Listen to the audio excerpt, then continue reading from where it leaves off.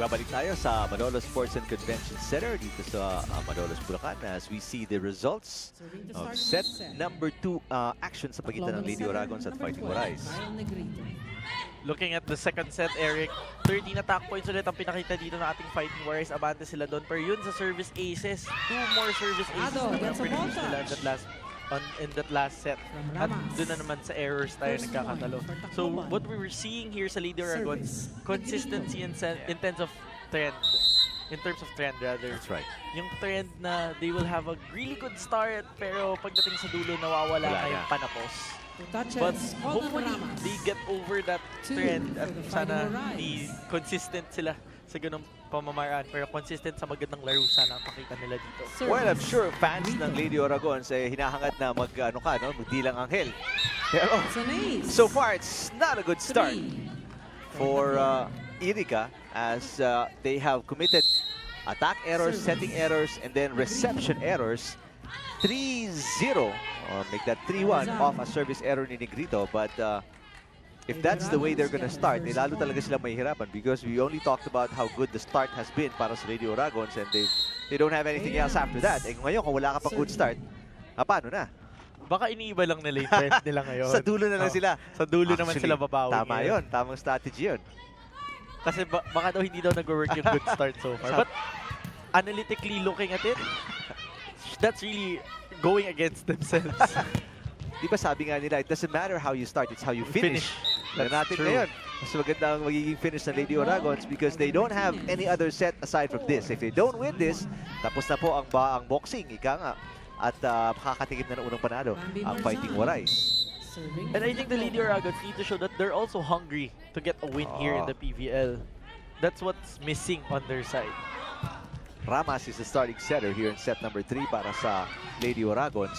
At so far, pinaparusahan talaga sila nitong Fighting Warais from everywhere.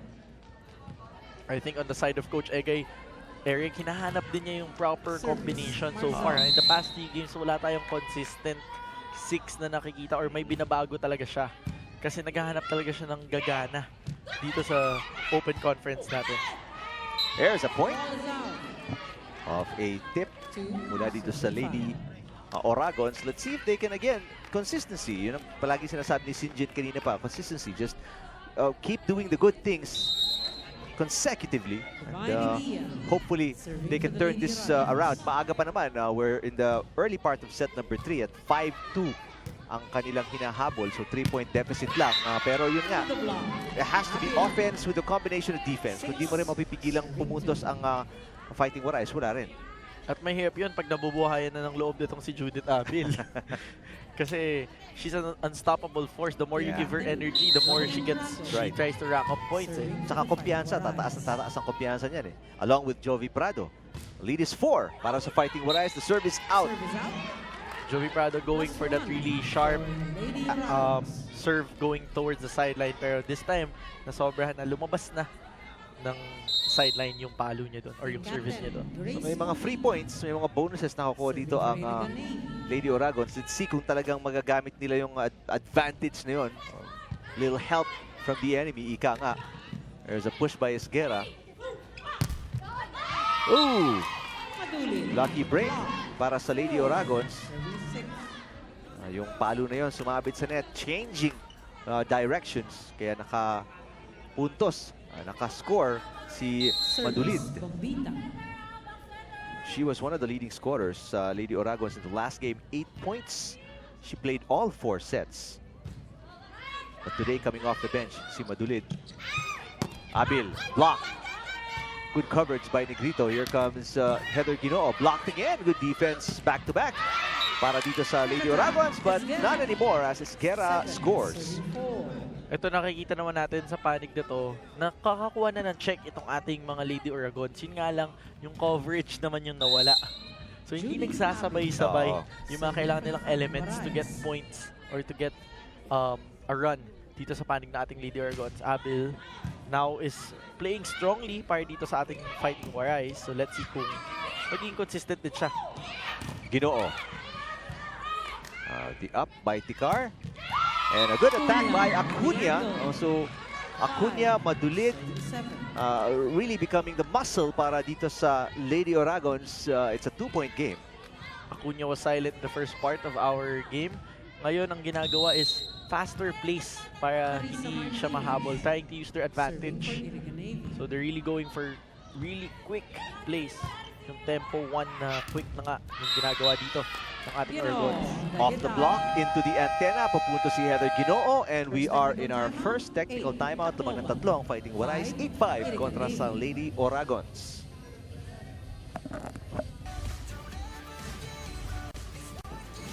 Eric Tipan po kasama si Sinjin Reyes dito sa Manolo Sports and Convention Center. Again, a great venue. Serving for the Fighting Warais. Congratulations to their City Mayor, Attorney Christian Aguila Natividad. Service ace. Wala kay Esguerra. 9-5. Back-to-back points for the Fighting Warais. Substitution. Substitution para kay Coach Nes Pamilar. Tubiera in. As number 8, Menchi Tubiera checks back in. Service. At papahinga muna ng bahagya. I'm sure si Jovi Prado, we will see more of her a little bit later on. A 4-point lead para sa Fighting Warais. Ramas will set it up. Medyo kapos para kay Acuna. Si Miscommunication. Negrito pinalo yung bola. Tinamahan din si Heather Ginoo, kanyang teammate sa FEU.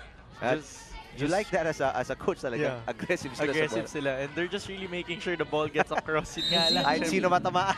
Serving for the Lady Well, it Oragons. really happens here in volleyball. Non-contact sport man siya or contact sport man siya. Nangyayari yan sa mundo talaga ng sports. Negrito sets it up. Oh, good dig by Acuna. And a block to boot. Dule on the hit out. Oh, 7. ganun, Serving 9. Madulid went for an angle there, Eric. That's right. Kaya hit out ang nakuha doon at puntos yun para kay Madulid. If you like the effort Service. at the net Acuna. by Fighting Warais. But it's a 2-point game now. Humahabol na naman itong Lady Oragons. Let's see if they can go all the way and tie this game. Ooh, 3 points. And that's what you don't want pag sumusubo ka ng humabol. Yung Oo. makakuha ka pa ng Masakit yun. service errors. you were right there. Could have made it a 1-point deficit. But now balik sa tatlo ang kalamangan ng kalaban. The serve. At yun naman yung paulit-ulit na sinasabi ng mga coaches natin, ang kalaban mo lang talaga sa service, sarili mo. That's true. And you can go ahead and tell that to Heather Ginoo o Sinjin. Iriganate. But at least on the side of our Lady Oragons, that's a good sign for them dahil lumapit na naman yung lamang or yung That's right. hinahabol nila dito. Bumalik ano. Serving for the Lady Oragons. Madulid serving. Oh, good reception by Ibiza. Negrito. Tubiera is rejected at the net. Eguia. Quick exchange for both teams. 1-2 play is good Expected from para kay Ramos. Ramas. 9. Serving Maganda 10. yung variations doon ni Tubiera on the 3 attack chances that she got. Pero very smart play din naman ang ginawa dito sa kabilang panig ng ating Lady Oragons. Going for that donut hole, and that gives them the point easily. And it's a 1-point game. Oh, Negrito again. We talked about her court smarts, ano, and talagang knowing where to put the ball in situations like this. And the aggressiveness of Kyle Negrito is something you'd really appreciate Kyle when she has her Negrito. good days. It's really So, effective and it Fighting really gives Warais. points to your team. Balik sa dalawa ang kalamangan ng Fighting Warais. Ganda ng buwelo sana ni Eguia doon, pero maganda din yung timing ng blockers nitong Fighting Warais. Serving 9. Nabasa na din ng ating Fighting Warais yung play na gagawin doon ni Rama. So she has to be more creative in choosing her spikers. Lead is back up to 3 para sa Tacloban. Bombita through the block. Bida Yes. off the block. 10. One thing that has Serving been consistent for our Lady Oragons is the strength that Bombita is showing with her kills. Well, Bombita, 12. Amaro, Ray Ramas. they've really Serving for the showcased Lady yung Oragons. power nila no, sa pagpalo. Now we're just looking for good receptions on their side para maging consistent na sila in their plays. Abil. Ramos sets it up. Eguia, kinaliwa. Load cross. That set a little weird. 13. Nasa may gitna ng ulo ni Eguia, so hindi niya alam kung ikakanan, ikakaliwa. But on the other side of the court naman kasi ang nagbabantay Barbie sa'yo, Marzan. Barbie Marzan. So, Serving for Tacloban. expect the Laki, no? rejection as well. 13-10. Favor of Tacloban. Bombita with an off-speed. Very rarely makikita mong magbibigay siya ng bolang medyo mabagal, ano? And yet, hindi naka-prepare si Marzan for the reception. And that gives Divine a Legia. 2-point disadvantage for the Lady Aragons. Aragons. Striking Mahabol. distance na. Oo, humahabol na naman sila. They came as close as 1 point. That's just outside. Well read Grabe by naman yung Ibiza. judgment. Ibiza, Ball is grabe. out. Sukat na 14, sukat down to the millimeter. Yes, it was such a smart call from Ibiza pero nakakapanghinayang naman sa panig ng ating Lady Aragons. Papasok Oo, na talaga ito na yung bola eh. Patuldok na Fighting eh. Morales. So balik sa tatlo ang kalamangan ng Tacloban. 14 serving 11. Good serve. Ramos will set it up. Oh, again, good timing on the block by Esguerra. A ball deflected. Over-received by Tubiera. Ramos will set it up. She goes to Bombita. Bombita with the tip. Galang. There's Ginoo. Yes! Off the block. Ginoo. 15-11. Timeout. And di Lady na naghintay ng Aragons. technical timeout si Coach Egay Rusit. Alam niya na didelikado na ang kanyang koponan na calls a timeout at 15-11. Apat lang hinahabol niya rito. Great variation coming from Bombita in that last rally. Tatlong times siya nabigyan ng bola and she really varied her plays. It's just that binabantayan na talaga siya because she's the marked woman for our Lady Aragons right now. And looking at the front line, talagang may tendency yung setter na ibigay sa kanya. So, obviously, the blockers and the defenders will be preparing for her tendencies as well and her hits. On the other side naman, effective yung pagbalasa ng spikers nitong si Kyle Negrito so far, and that has been 4 points up confusing for the our Fighting Lady Aragons in Morales. terms of the blocking During the pattern. third That's set. right. Still Esguerra has serving been number getting her 10, fair share. Menchie Abil, Tubiera. si Heather Ginoo. So many touches, so many people involved sa opensa. And the net defense has been also much right. key for this Fighting Warriors. Another easy over para dito sa Lady Aragons. Negrito sets it up. Abil. Yes. Off the block. Abil. Abil. That was such a nice Second back technical set coming timeout, from Kyle 16, Negrito. Tacloban. But 11. nabantayan naman na ng ating Iriga Nate. Warriors. Yun nga lang, coverage was missing on the side of our Iriga. Fighting Warriors lead 16-11. Lady Aragons here in set number 3.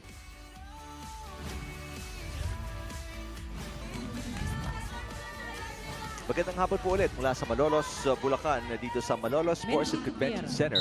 A beautiful venue and a beautiful day for for volleyball. So we give you the open conference ng Premier Volleyball League. Serve is into the net para kay Tubiera. Iriga Nate. Ako partner, mukhang nami-miss natin yung UAAP action today. But Speaking of which, may laro Yeah, ngayon. a lot Nasa of arena sila. a lot of games Team Oh, captain. sobrang dami are sporting offered by events. Sports and Action. So, Right. unsurprising naman talaga na malito din tayo. Mapa basketball, mapa volleyball, Or ano bang sport meron tayo. yan? Or ano bang sport meron tayo dito sa ABS-CBN Sports. Siyempre. Pero ito, bumalik sa apat yung lamang ng ating Oo. Corner Lady, pocket. ng ating Ginoo. Fighting Warriors. Week that 5. 17. Oo, gawin mo ng 5. Ito, humihiwalay na talaga ang Tacloban kontra sa Iriga. Substitution, At mukhang Tacloban. magbabalasan na One naman ng out, tao 9, itong si Guillema. Coach In. Ness and 12 making out, sure that 10. he has a full Alvarez. front line, bringing In. in the NCAA MVP, Shola Alvarez. And malamig off the bench yan. First time for Shola Alvarez to see action today. Naglaro po yan Vira in Guillema. their first Serving game. for the Shola Fighting Alvarez Warriors. with 5 points in that loss kontra sa Petrogas Angels. Guillema is also back in para dito kay Coach Ness. So let's see how this Wow. would change up things para dito sa ating Fighting 18. Warriors. Let's remember, Guillema is a good server. And an attack mula kay Madulid outside. So ito, lumalayo na talaga na lumalayo. Sinjin, ang Fighting Warriors, they're up by 6. Titingnan natin kung kaya nilang bawiin pa ito ang ating Lady Aragons. Another good serve by Guillema. Acuña with a tip. Pinangat ni Guillema. Galang to Alvarez. Alvarez, her first attack. Andon si Ticar. Madulid again. Straight to the net. Back-to-back errors Two for touches. Florence Called on May the Madulid. 19. Serving 12. A shout out to Sir Bert Capis na nakatutok via YouTube. Siya po ang business unit head ng Premier Volleyball League. Kung gusto niyo pong hanapin yung ating address on YouTube, it's youtube.com/ABS-CBN Sports. Ayun naman, di ba wala na talaga excuse Wala kayo. na hindi makapanood ng PVL. Nasa bahay, manood kayo sa liga. Kung di kayo naka-Sky Cable, ayun, ang dami nga pong ways. Ano, may PremierVolleyballLeague.com, may YouTube channel, meron tayong, kung may kapamilya account kayo, sports.abs-cbn.com/livestream/PVL. Nasa ibang bansa, TFC.tv. So kahit saan ka pumunta. Pwede mo Pwede ka pang manood. pagsabayin PVL tsaka UAAP kung Actually, gusto mo. May oo. kilala akong ganun, nanonood ng basketball tsaka volleyball. Volleyball. Sabay. Kaya nila. Kahit isa lang ang TV mo. TV mo dun sa basketball, yung cellphone mo dun sa volleyball, di ba? Diba? No excuse No to miss excuses. any sports I'm out. action here at Exactly. SNB. Pero ito, no excuses na din ang gustong marinig ni Coach Egay Rusit mula sa kanyang koponan dahil balik sa spito yung Sana, kanyang oo. lamang Eric. And so far, nakikita natin it's the errors that have been plaguing this Irga squad. Kanina pa sila nagko-commit ng mga maraming pagkakamaling hindi na nakakatulong sa cost nila para makakuha ng isang set man lang dito sa match na ito. So obviously, this is going to be, if this goes on, it's going to be a depressing loss para dito sa Lady Oragons. They lost in 4 sets. At least they won a set in their last game. That was set number 2. Pero ngayon, mukhang wawalisin sila dito easily ng Fighting Warais. They need to catch up by 7 points. Samantalang ang Fighting Warais, they only need 5 to win. But that's unless nagising na talaga ni Coach Egay Rusit yung kanyang koponan in that last time out. Tingnan natin, anong reaction nila dito. If it's a positive response from the timeout, and will they bounce back? Good coverage. Here's Ginoo. Andun si Umbita. The tip is good para kay Mendoza. Ginoo again. Wow, Heather Ginoo. Really the focal point ng opensa right now para sa Fighting Warais. Two Lady Orgons tried to get that ball from the back end of the court but the hit of Ginoo was just too fast to handle para dito sa ating Irga squad. So getting closer to their first win of the season. Itong Fighting Warais, samantalang ang Lady Oragons with that Mendoza attack will almost surely fall to their second loss of the season. They're down by 9, their biggest deficit in this match. Service. Substitution. Iriga Navy. 7 out, 10. Raterta. So Raterta will come in for the second time in this match. Coach Egay trying to find good floor defense on the side of his team dahil nawawala nga yung receive. Yung first ball yung nagkukulang para sa panig ng Irga. And just also take learnings from this game. And, sort of build momentum if you can. What a save by Guillema. Get momentum, pero yung pangalawang try was good enough for Ramas. Ramas seeing na nahihirapan na yung kanyang spikers, try to outsmart na lang the other team. And inaako niya na din yung responsibility. Siyempre yung centers din natin, gigil din yun maka-put course. 3 puntos na lang ang kailangan dito ng ating Tacloban Fighting Warriors. On the other side naman, they still need 8 points to catch up pero hindi yan malayo. Kung tuloy-tuloy yung laro nila ng ganyan. Well, it's going to be a tall order for sure, and not mission impossible. Pero tingnan natin. Samantala, I mean, what a great day of volleyball para dito sa Fighting Warais Sinjin. They played solid, gumana yung kanilang, the people that we talked about na kailangan gumana, get into double digits. We'll find out the total number later, but si Prado was extremely good. Heather Ginoo. I actually also have an unofficial count here. Okay. Nakita ko, naka 13 points na actually si Jovi Prado now. That's what we're Ginoo saying. with 12 earlier on the second technical timeout. So, at nag-score pa sila ngayon, but Prado of course not in the court right That's now. right. Dahil nagbalasa na ng tao itong si Coach Ness. So let's see kung ilang puntos pa yung kukunin dito ni Heather Ginoo. And Heather Ginoo, remember, is the leading scorer in their last game, yung kanilang talo. She had 9 points, so she's well on her way again. You said double digits, and then si Prado as well. Really, the sort of numbers na we're used to see. Kyle Negrito also getting some points in the early parts There of you the go. game. So, a lot of people working to rack up the points here on the side of Tacloban. On the other side naman, mukhang kailangan talaga nilang ilabas yung kanilang fighting spirit because so far it has been the wing spikers who have been very powerful in this match.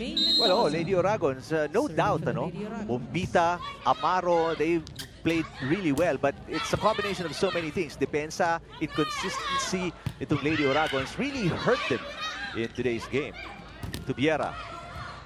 2 points away from their first win, itong Fighting Warais. Bombita will attack. That's an off-speed. Guillema, pinatid kay Marzan. Good floor defense. A 1-2 play! Ramas, back-to-back points for her. Itong si Ramas talagang nakikita niya na may donut hole sa gitna. So yun talaga yung target niya. And since nahihirapan na yung kanyang mga spiker, she's really trying to make the most of what she can do para sa kanyang koponan. Well, she's been playing a lot better than Cabriana, itong si Ramas, and that's why she's been getting a lot of playing time here in sets 2 and 3. As you see an attack error there mula dito sa Fighting Warais. Kinakabig kasi ni Shola para makakuha siya ng check ball dahil nakita naman niyang may blocker siyang matangkad sa harap niya. Yun nga lang na sobra ng kabig, na pa-wide na yung palo niya doon. Bombita. Oh, that's into the tape of the net. Now it's match point for the Fighting Warais, 24-18. That was quite crucial para sa ating Lady Oragons dahil ito na yung moment na nakaka-stick na sila, nakakahabol na sila. Doon pa nila nabibitawan with those nasty errors. So going for the win, Shola Alvarez and the rest of Fighting Warais here in the third set, 24-18. Guillema with a tip. Bombita. She saves a match point. 19. There's 5 more para sa Fighting Warais. You know what you like with Bombita? She really goes for a varied attack every time she goes up. Now she really went for an angle. Kaya naman yun yung direction ng bola na pinuntahan niya. Even though it touched the hands of the blockers, it was difficult to defend. And that was something unexpected on the side of our Fighting Warais naman. Speaking of defense, that's what the Lady Oragons have to do now. Good coverage there. 1-2 play didn't work for Ramas that time. To Viera. And that's it! Ends the set. And the match. 25-19 is the final score in the third set. So nakalamang lang ng 2 points ang Lady Oragons compared to the first 2 sets where they lost 25-17 and 25-17. So it's a sweep of the Lady Oragons Fighting Warais to win their first match of the season. Samantalang ang Lady Oragons dropped down to 0-2.